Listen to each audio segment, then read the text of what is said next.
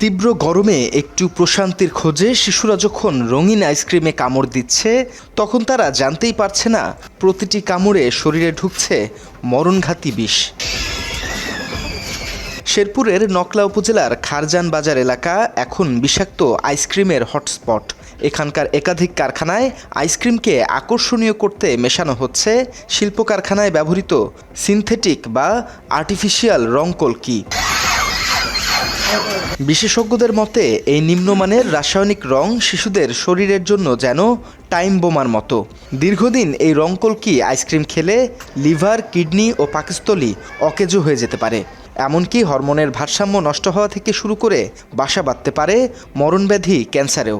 তাৎক্ষণিকভাবে বমি, ডায়রিয়া আর শ্বাসকষ্টের মতো উপসর্গ তো এখন নিত্যনৈমিত্তিক ব্যাপার। শিশুদের শরীর এখন পুরোপুরি বিকশিত না হওয়ায় এই বিষক্রিয়ার প্রভাব পড়ছে দ্রুত ও অত্যন্ত তীব্রভাবে। খাবারের সাথে অনেক ধরনের রং ব্যবহার করা হয় এবং এই রংগুলো কিন্তু বাচ্চাদের শরীরের জন্য খুবই ক্ষতিকর। এতে বাচ্চার পাকস্থলীতে বিভিন্ন সমস্যা হতে পারে, তার হজমজনিত সমস্যা হতে পারে, ডায়রিয়া এবং ফুড পয়জনিংয়ের মতো সমস্যা হতে পারে। এটা কিন্তু দীর্ঘমেয়াদী ক্ষেত্রে তার পরবর্তীতে অনেক বড় ধরনের জটিলতা তৈরি করতে পারে, যেমন তার কিডনিতে সমস্যা হতে পারে, লিভারের সমস্যা হতে পারে। তাই আমাদের উচিত হবে বাচ্চাদেরকে সচেতন রাখা এবং দেখাশোনার আমাদের উচিত হবে বাচ্চাদেরকে সযত্নে রাখা, যেন বাচ্চারা এই ধরনের খাবার থেকে বিরত থাকে। দুর্ভোগের চিত্র আরও করুন শেরপুর সদর হাসপাতালে। সেখানে বিষাক্ত আইসক্রিম খেয়ে অসুস্থ হওয়া শিশুর সংখ্যা দিন দিন বাড়ছে। চকলেট, কেক এগুলো খাওয়ার কারণে আমি অসুস্থ। বাত ব্যথা, প্যারালাইসিস কিংবা আর্থ্রাইটিস, আধুনিক ফিজিওথেরাপি ও পুনর্বাসন চিকিৎসায় নির্ভরযোগ্য নাম ডিপিআরসি। এদিকে এসব বিষ কারখানায় শুধু ভেজাল পণ্যই তৈরি হচ্ছে না, সেখানে পিষ্ট হচ্ছে শৈশবও। 5 থেকে 10 বছরের শিশুদের দিয়ে করানো হচ্ছে ঝুঁকিপূর্ণ কাজ। এসব কারখানায় বিষাক্ত রাসায়নিকের সংস্পর্শে এসে শিশুদের ভবিষ্যৎ এখন ঘোর অনিশ্চয়তায়।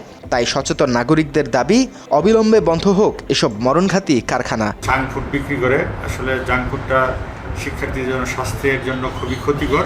এটা আমাদের পাঠ্যসূচিতেও আছে। আমরা অভিভাবক এবং শিক্ষার্থীদের যথেষ্ট সচেতন করেছি, কিন্তু কোমলমতি শিক্ষার্থী রং, কালার বিভিন্ন দেখে তারা এই খাবারগুলোর প্রতি আকৃষ্ট হয়। যদি এই হকার এবং যেখানে উৎপাদন হয় এগুলোর ব্যাপারে যদি কর্তৃপক্ষ কিছু নজরদারি করে, তাহলে মনে হয় যে শিক্ষার্থীরা এই জাঙ্ক ফুড থেকে কিছুটা মুক্ত হতে পারে। অভিযুক্ত কারখানাগুলোর বিরুদ্ধে প্রয়োজনীয় আইনানুগ ব্যবস্থা নেওয়ার কঠোর আশ্বাস দিয়েছেন এই উপজেলা নির্বাহী কর্মকর্তা।